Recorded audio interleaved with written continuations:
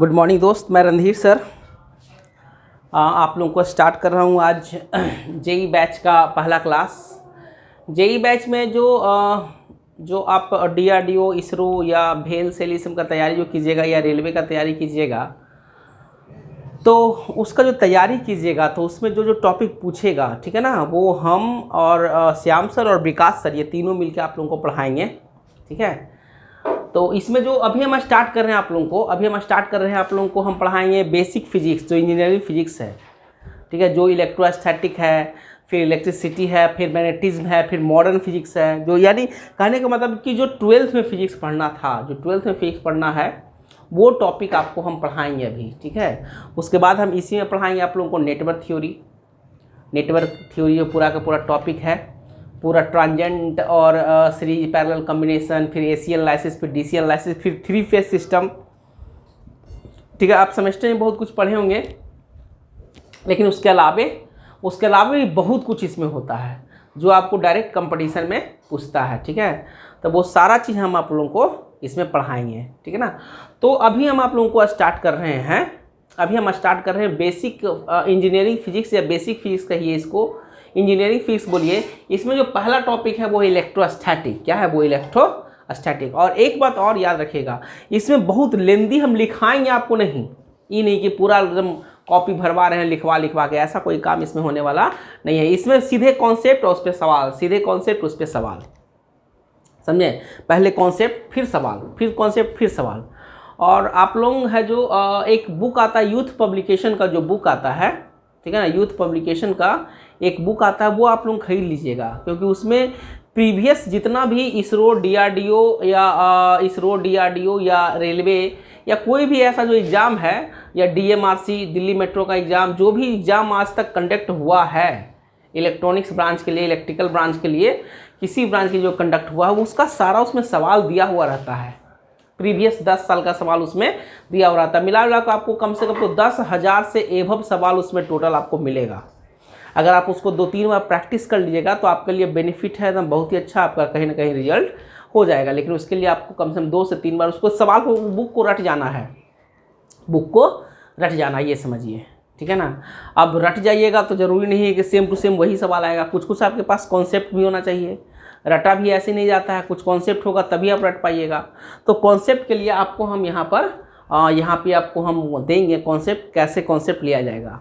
देखिए, एक लास्ट बात कि आप अपने भी घर पे रह के अगर आप मेहनत कीजिएगा तो आपका शायद जेई निकल जाए, लेकिन कंपटीशन बहुत हाई है। फॉर्म वैकेंसी आएगा, 100 गो लड़का भरेगा, कम से कम 10,000। ठीक है ना, कंपटीशन बहुत हाई है। जैसे आप डीएमआरसी का या केएमआरसी का या मेट्रो रेलवे का या कहीं भी कोई भी जो मेट्रो का एग्ज़ाम होता है, हर स्टेट से आता है वैकेंसी, जहाँ मेट्रो चलती है हर स्टेट से आता है वैकेंसी। तो उसमें क्या है भाई, उसमें वैकेंसी रहता है, लड़का बहुत रहता है।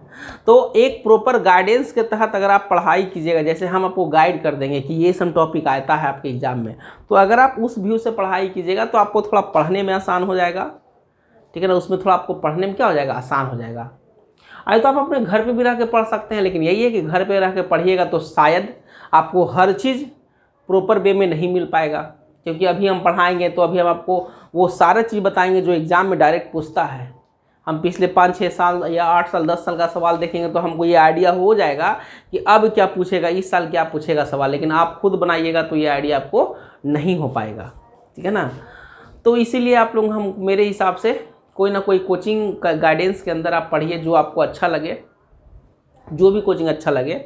ऐसे तो हम बोलेंगे कि पूरा बिहार में हम जो टीम है हम सबका, उससे अच्छा कोई नहीं है।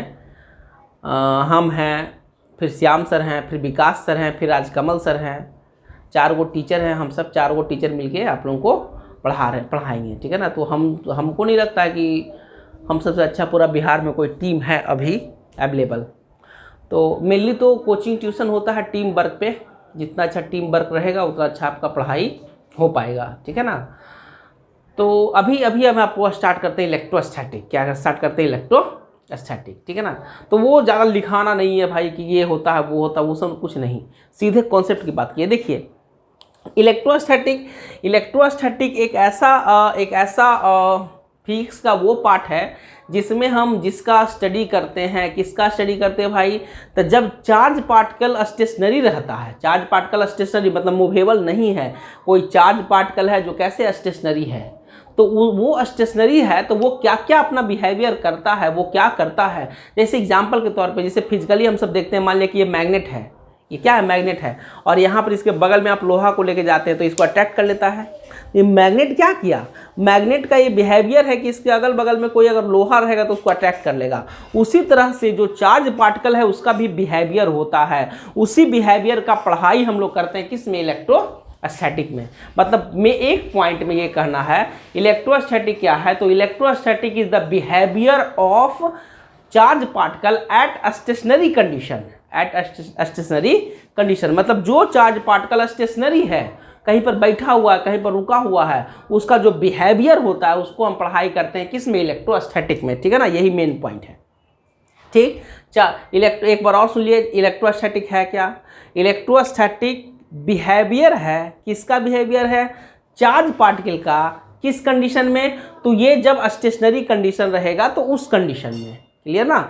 चार्ज पार्टिकल जब स्टेशनरी रहता है तो उसका जो बिहेवियर होता है उसको बोलते हैं इलेक्ट्रोस्टैटिक। अब सबसे बड़ा बात, चार्ज पार्टिकल डेवलप कैसे होता है, चार्ज पार्टिकल डेवलप कैसे होता है, तो एक्चुअली में ये होता है कि जितना भी एटम्स होता है सब इलेक्ट्रिकली न्यूट्रल रहता है, जितना भी एटम्स होता है सबके सब क्या रहता है, इलेक्ट्रिकली न्यूट्रल रहता है। लेकिन क्या होता है कि जब कोई भी दो एटम को हम किसी चीज़ से अगर एक दूसरे में टच करवाते हैं या एनर्जी का ट्रांसफर, कहिए यही कि सपोज कीजिए कि मान लिया कि ये कोई एटम है और इस पर हम बाहर से एनर्जी सप्लाई किए, क्या सप्लाई किए, एनर्जी सप्लाई किए, तो जब हम इस एटम पर एनर्जी सप्लाई करेंगे तो ये अपना इलेक्ट्रॉन को लूज कर देता है, क्या करता है, इलेक्ट्रॉन को लूज कर देता है। तो जैसे ये इलेक्ट्रॉन को लूज करेगा तो इस पर डेवलप हो जाएगा पॉजिटिव चार्ज, कौन सा चार्ज, पॉजिटिव चार्ज डेवलप हो जाएगा, क्लियर। तो ये बहुत सारा कंडीशन से हो सकता है। जैसे एग्जांपल के तौर पे ये दोनों एक अलग मटेरियल है, एक अलग मटेरियल। एग्जांपल के तौर पे मान लिया कि एक है जो ग्लास रॉड है और ये सिल्क का कपड़ा है, क्या है ये, एक ग्लास रॉड है और ये सिल्क का कपड़ा है, ठीक है ना। जैसे एग्जांपल के तौर पे हम लेते हैं कि ये ग्लास रॉड हो गया और सिल्क का कपड़ा हो गया। अगर हम इसको ऐसे करके इस पर रब करेंगे, रगड़ेंगे, क्या करेंगे, रब करेंगे, रगड़ेंगे तो हीट डेवलप होगा, हीट डेवलप होगा। तो एक पे पॉजिटिव चार्ज आ जाएगा, एक पे नेगेटिव चार्ज आ जाएगा, क्योंकि एक एटम होगा जो इलेक्ट्रॉन को लूज करेगा और एक एटम होगा जो इलेक्ट्रॉन को क्या करेगा, गेन करेगा। अब सबसे इंपॉर्टेंट कि किस पे पॉजिटिव चार्ज होगा, किस पे नेगेटिव चार्ज होगा। तो यहाँ पर देखिए हम लिस्ट बनाए हैं, एग्जाम में बड़ा इंपॉर्टेंट है, हमेशा एग्जाम में पूछता है, सुनिए पॉजिटिव चार्ज किस पे डेवलप होगा, नेगेटिव चार्ज किस पे डेवलप होगा। तो अगर आप ग्लास रड को सिल्क के क्लॉथ से, सिल्क के कपड़ा से रब कीजिएगा, ग्लास का एक शीशा का ग्लास का रॉड ले लीजिए और सिल्क कपड़ा लीजिए, दोनों को रब कीजिएगा तो ग्लास के रॉड पे पॉजिटिव चार्ज डेवलप होगा और सिल्क के क्लॉथ पे नेगेटिव चार्ज डेवलप होगा। याद रखिएगा एकदम हमेशा, क्या भाई, ग्लास के रॉड पे पॉजिटिव चार्ज और सिल्क पे नेगेटिव चार्ज डेवलप होता है, क्लियर। दूसरा कंडीशन, दूसरा पॉइंट देखिए, अगर फ्लेन को हम रब करेंगे तो फ्लेन पे पॉजिटिव चार्ज होगा और इबोनाइट या रबड़ रॉड पे क्या डेवलप होगा, नेगेटिव चार्ज डेवलप होगा, ठीक है ना। ये भी एक मटेरियल है, ये भी एक मटेरियल है। इसको इबोनाइट से या रबड़ के रॉड से अगर दोनों को रब कीजिएगा एक दूसरे पर तो फ्लेनेल पे क्या होगा, पॉजिटिव चार्ज, और इबोनाइट या रबड़ रॉड पे क्या होगा, नेगेटिव चार्ज डेवलप होगा। उसी तरह से उलेन क्लॉथ, अगर उलेन क्लॉथ और प्लास्टिक शीट पर प्लास्टिक से अगर रब कीजिएगा तो उलेन पर डेवलप होगा पॉजिटिव चार्ज और प्लास्टिक पर डेवलप होगा कौन सा, नेगेटिव चार्ज, ठीक है ना। नेक्स्ट पॉइंट, अगर आप इबोनाइट रॉड और पॉलीथीन को रब कीजिएगा तो इबोनाइट के रॉड पे कौन सा चार्ज, पॉजिटिव चार्ज, और पॉलीथीन पे कौन सा चार्ज, नेगेटिव चार्ज होगा। उसी तरह से उलेन कारपेट पे देखते हैं, शादी ब्याह में जाते हैं तो कारपेट बिछा हुआ रहता है उलेन वाला, उस पर आप चलते हैं तो आपके पास रबड़ का सूज होता है तो वहाँ पर भी हीट का ट्रांसफर होता है। तो उलेन के कारपेट पे चलाता है पॉजिटिव चार्ज और आपके सूज पे मतलब रबड़ के सूज पे क्या चलाता है, नेगेटिव चार्ज आता है। तो ये बड़ा इंपॉर्टेंट है, एग्जाम में कंपटीशन में पूछा जाता है, समझे ना। कंपटीशन में पूछा जाएगा कि बोलाएगा कि उलेन क्लॉथ और उलेन क्लॉथ और प्लास्टिक को अगर रब किया जाएगा तो किस पे पॉजिटिव चार्ज होता है, किस पे नेगेटिव चार्ज होता है, 4 ऑप्शन दे देगा। ठीक है ना, दे देगा कि वुलेन पे पॉजिटिव है, इस पे निगेटिव, ऐसे करके ऑप्शन दे देगा। तो आपको ये समझ के ऑप्शन मारना है, ठीक है ना। ये बड़ा इंपॉर्टेंट, ये पास्ट शो है, इसी पास्ट शो से एक्सपेरिमेंट किया जाता है। तो अगर ये सब बहुत इंपॉर्टेंट है, वुलेन के क्लॉथ पे पॉजिटिव चार्ज है, जबकि प्लास्टिक पे कौन सा चार्ज निगेटिव चार्ज, अगर इन दोनों को रब कीजिएगा तब ये इसको इसके साथ रब कीजिए, इसको इसके साथ रब कीजिए, इसको इसके साथ रब कीजिए, इसको इसके साथ, इसको इसके साथ, तो किस पे पॉजिटिव, तो ये सारे पे पॉजिटिव चार्ज और इस पे कौन सा चार्ज, निगेटिव चार्ज डेवलप हो जाएगा। आई होप कि आपको समझ में ये चीज़ आया होगा, ठीक है ना। तो किसी भी दो चीज़ को एक दूसरे से रब कीजिएगा तो एक पे पॉजिटिव चार्ज होगा, एक पे निगेटिव चार्ज होगा, क्लियर ना। तो यहीं से जब चार्ज डेवलप हो गया, एक पॉजिटिव चार्ज एक निगेटिव चार्ज या कोई भी चार्ज डेवलप हो गया, तो यहीं से कूलम्ब्स का नियम स्टार्ट हो जाता है। किसका नियम स्टार्ट हो जाता है, कूलम्ब्स का नियम। कूलम्ब साहब का जो एक्सपेरिमेंट करके, ये एक्सपेरिमेंटल रिजल्ट है, कूलम्ब साहब ने ऐसा करने के बाद बहुत बार एक्सपेरिमेंट किए, एक्सपेरिमेंट करने के बाद उन्होंने कुछ रिजल्ट दिया। जैसे पहला नियम ये था, पहला चीज़ उन्होंने ये बोला कि like charge repel each other, मतलब सेम चार्ज रहेगा, कहने का मतलब या तो पॉजिटिव चार्ज रहेगा या तो निगेटिव चार्ज होगा, या तो पॉजिटिव चार्ज होगा या तो निगेटिव चार्ज रहेगा, क्लियर ना। पॉजिटिव या तो निगेटिव। तो like charge repel each other, तो अगर पॉजिटिव चार्ज है यहाँ भी पॉजिटिव चार्ज है, या तो निगेटिव चार्ज है, यहाँ पर भी निगेटिव चार्ज है, तो ये दोनों कंडीशन में ये दोनों एक दूसरे को रिपेल करेगा। क्या करेगा, रिपेल करेगा, क्लियर। एंड अनलाइक कहने का मतलब एक पे पॉजिटिव चार्ज और एक पे negative charge, and unlike charge attract each other. ये क्या किया भाई, ये एक दूसरे को रिपेल किया, ये एक दूसरे को रिपेल किया और ये एक दूसरे को अट्रैक्ट किया। अनलाइक मतलब एक जगह पॉजिटिव एक जगह निगेटिव। तो अनलाइक चार्ज क्या करता है भाई, एक दूसरे को अट्रैक्ट करता है, जबकि लाइक मतलब सेम चार्ज एक दूसरे को क्या करेगा, रिपेल करेगा। यही कूलम्ब्स का पहला नियम था, ठीक है ना। कूलम्ब्स का पहला नियम यही था, क्या था भाई, कि like charge repel each other and unlike charge attract each other, एक दूसरे को अट्रैक्ट करेगा अनलाइक चार्ज, और लाइक चार्ज एक दूसरे को रिपेल करेगा, क्लियर। कूलम्ब्स का दूसरा नियम इन्होंने एक्सपेरिमेंट किया था, बार एक्सपेरिमेंट किए थे। एक्सपेरिमेंट करने के बाद इन्होंने नियम दिया था। क्या दिए थे इन्होंने नियम, इन्होंने ये बोला था कि देखिए अब ये एक दूसरे को रिपेल करेगा, ये एक दूसरे को अट्रैक्ट करेगा, तो अट्रैक्ट करेगा या रिपेल करेगा तो कुछ ना कुछ तो फोर्स लगेगा, तो आखिरकार वो फोर्स का वैल्यू कितना होता है, तो वही कूलम्ब साहब बोले थे, the force of attraction and repulsion, the force of and नहीं और लिखे यहाँ पर, द फोर्स ऑफ अट्रैक्शन और या repulsion between two charge particle is, between दो चार्ज पार्टिकल के बीच फोर्स ऑफ अट्रैक्शन या फोर्स ऑफ रिपल्सन होता है F बराबर 1/4 pi epsilon not Q1 Q2 बटा R² into unit vector R। ये फोर्स कैसा क्वांटिटी होता है, वेक्टर क्वांटिटी होता है। कैसा क्वांटिटी होता है, वेक्टर क्वांटिटी। इसलिए यहाँ पर एक आता है क्या चीज़, यहाँ पर आता है यूनिट वेक्टर, और ये F का वैल्यू होता है 1/4 pi epsilon not Q1 into Q2 बटा R² इंटू R पे यूनिट वेक्टर, क्लियर ना। अब क्लियर है तक। तो यही फोर्स का वैल्यू बताए थे, कौन बताए थे भाई, कूलम्ब साहब बताए थे। तब कूलम्ब्स का ये दो गो नियम है। पहला नियम में उन्होंने यही कहा था कि सेम जो चार्ज रहता है, लाइक चार्ज रहता है, वो रिपेल करता है और अनलाइक चार्ज एक दूसरे को अट्रैक्ट करता है। दूसरा नियम कहा था कि जो फोर्स ऑफ अट्रैक्शन या रिपल्सन होता है वो F का वैल्यू इसके बराबर होता है 1/4 pi epsilon not Q1 into Q2 बटा R² इंटू वेक्टर R के बराबर होता है, ठीक है ना।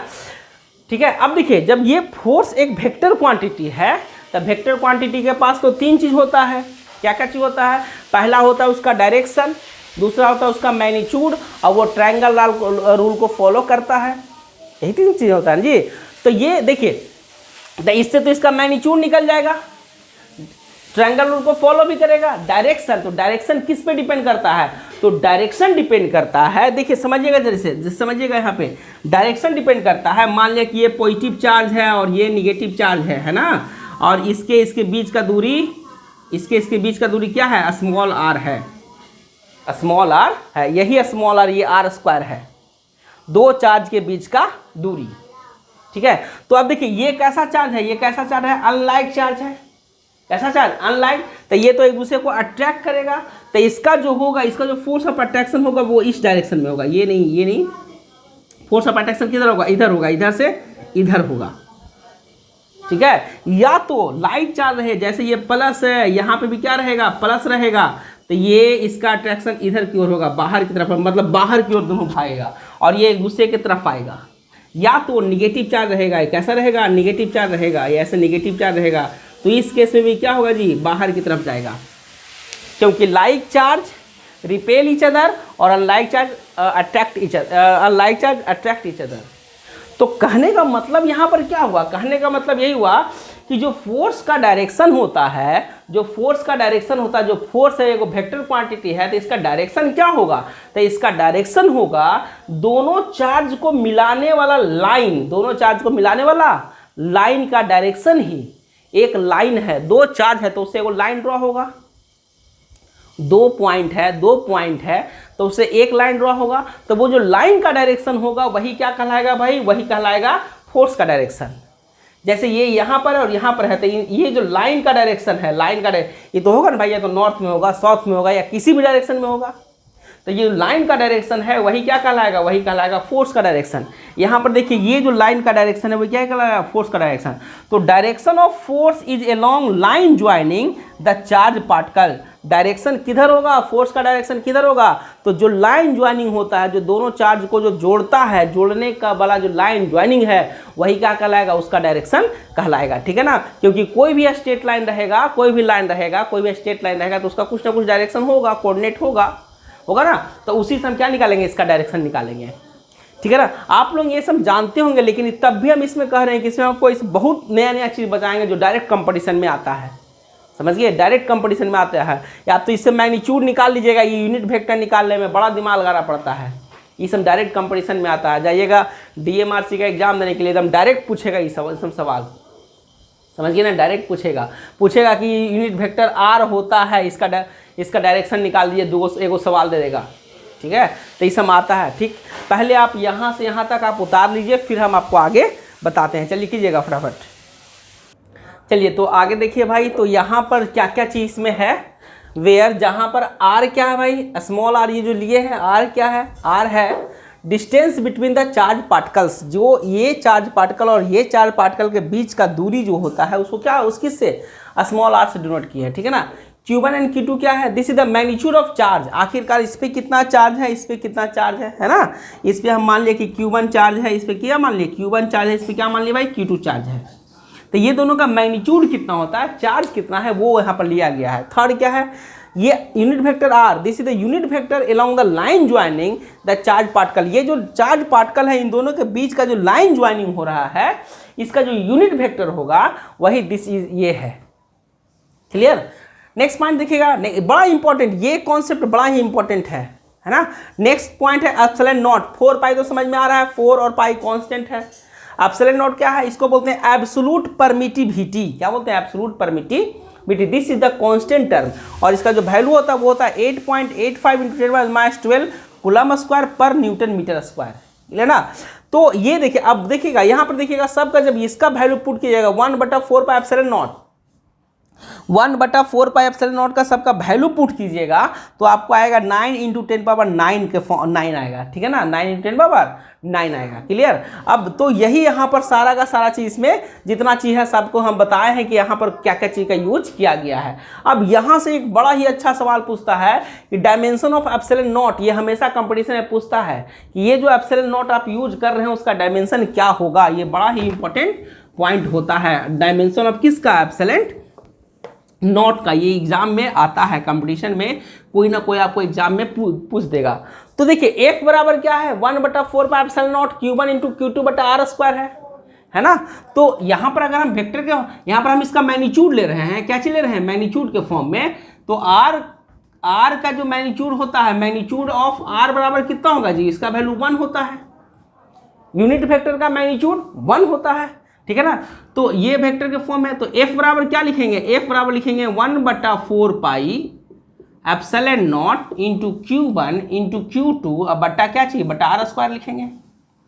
आप लिखेंगे taking dimension on both side, taking dimension on both side, आप लोग यूनिट एंड डायमेंशन पढ़े होंगे फर्स्ट सेमेस्टर में, तो अब उतना भी बेसिक से नहीं चलिए भाई, कुछ कुछ आप लोग जानते हैं, ठीक है ना। Taking dimension of both side, तो डायमेंशन ऑफ एफ बराबर डायमेंशन किसका भाई 1/4 pi epsilon not into dimension किसका भाई Q1 इंटू Q2/r² का डायमेंशन। तो फोर्स का डायमेंशन आपको पता है क्या होता है भाई, MLT - 2 होता है ना। यहाँ पर देखिए 4 पाई कांस्टेंट है, डायमेंशन लेस होगा, तो डायमेंशन निकलेगा सिर्फ किसका एप्सिलॉन नॉट का। अब बराबर, अब देखिए Q का डायमेंशन क्या होता था याद कीजिए, तो करंट I बराबर क्या होता है Q/T होता है, तो Q बराबर क्या होता है, Q बराबर I इंटू T होता है। तो डायमेंशन निकालिएगा Q का, तो डायमेंशन क्या होगा I का इंटू डायमेंशन क्या होगा भाई T का। तो जो Q का डायमेंशन था क्या था भाई, I का डायमेंशन A होता है, और स्मॉल t का डायमेंशन टाइम का डायरेक्शन क्या होता है कैपिटल T होता है, तो ये होता है A इंटू टी होता है। तो यहाँ पर हम क्या लिखेंगे, ये होगा into Q1 into Q2, direct लिख देते हैं A into T I into A into T, अब बट्टा इसको इधर, अब बट्टा r² है मतलब लेंथ का स्क्वायर, तो इसका क्या होगा L2 होगा, L पे पावर 2 होगा ऐसा, L पे पावर क्या होगा 2 होगा। इसको लिख लीजिएगा, सब वीडियो को पॉज करके सब कुछ लिख लीजिएगा, ठीक है ना। तो अब देखिएगा यहाँ पर क्या बचा भाई, MLT - 2 बचा इधर, बराबर होगा 1/, डायमेंशन ऑफ एप्सिलॉन नॉट होगा, क्यों, क्योंकि 4 पाई का डायमेंशन नहीं होता है, 4 पाई डायमेंशन लेस क्वांटिटी क्योंकि कांस्टेंट है ना। आई इंटू यहाँ पर क्या लिखाएगा A पे पावर 2 इंटू T पे पावर 2 लिखाएगा ऐसे, अब बटा क्या लिखाएगा L पे पावर 2 लिखाएगा, यही ना, ये पूरा का पूरा। अब देखिएगा, तो इसीलिए डायमेंशन ऑफ एप्सिलॉन नॉट यही एग्जाम में पूछता है, इसको इधर कर दो, इसको इधर कर दो, तो क्या होगा A पे पावर 2 और T पे पावर 2 और L पे पावर -2, ये नीचे वाला ऊपर चल जाएगा, अब बट्टा ये नीचे आ जाएगा, तो MLT - 2 हो जाएगा, यानी एप्सिलॉन नॉट का डायमेंशन क्या होगा बोले, देखिए M ऊपर चल जाएगा तो M पे पावर -1 और L पे पावर ऊपर जाएगा तो -1 और -2 पहले से है तो L पे पावर -3 लिखाएगा। फिर देखिएगा T पे पावर -2 ऊपर जाएगा तो क्या होगा +2, तो T पे पावर 4 होगा, आई इंटू A पे पावर, A तो यहाँ पर है, A पे पावर 2 होगा। This is the dimension of epsilon not, बड़ा ही इंपॉर्टेंट, हमेशा कंपटीशन में पूछा जाता है, याद रखिएगा ये डायमेंशन किसका भाई, परमिटिविटी का, किसका परमिटिविटी का डायमेंशन कितना होता है भाई, M पे पावर -1, L पे पावर -3, T पे पावर 4, A पे power 2, this is the dimension of epsilon not, ठीक है ना। ये हमेशा एग्जाम में आप लोगों को एग्जाम में पूछा जाता है कि डायमेंशन कितना होगा, M पे पावर -1, L पे पावर -3, A पे पावर 2 और T पे power 4, this is the dimension, ये बड़ा ही इंपॉर्टेंट है आप लोगों को, ठीक है ना। तो यही इसी टाइप से आप लोगों को छोटा छोटा सवाल आप लोगों को एग्जाम में आएगा, ठीक है ना, आता है सवाल। तो आज तो पहला क्लास है, पहला लेक्चर है, बहुत ज़्यादा लेंदी हो जाएगा अगर और हम बना देंगे तो आज हम इतना ही दूर तक रहने देते हैं, ठीक है। फिर कल मेरा एक वीडियो आएगा, डेली मेरा एक वीडियो आएगा, एक वो श्याम सर का वीडियो आएगा, सारे टीचर अभी मेरा और श्याम सर का डेली एक वीडियो आएगा आप लोगों के पास, ठीक है। तो अभी हम इतना ही दूर तक रहने देते हैं, इतना ही दूर तक।